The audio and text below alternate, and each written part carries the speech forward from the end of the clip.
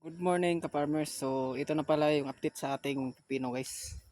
So nasa isang buwan na tong pipino natin. Pasensya na at walang masyadong bunga at dahon kasi sa lakas ng init dito.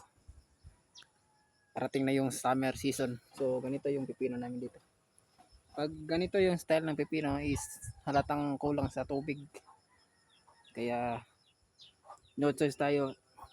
Kung ano man yung mangyari ay dapat nating tanggapin. So, tingnan yung mga bunga. Nakabaloktot. So, halatang walang tubig.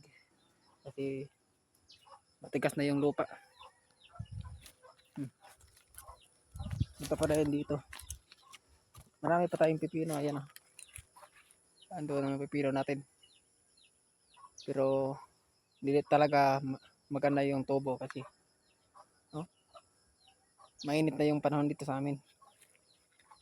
At saka, hindi ko natanggal yung planting na nilagyan ko ng lupa. Ayan o, yung bunga is nalalanta dahil sa hindi maganda yung klima sa atin. Yun o. So ito muna yung update natin ngayon.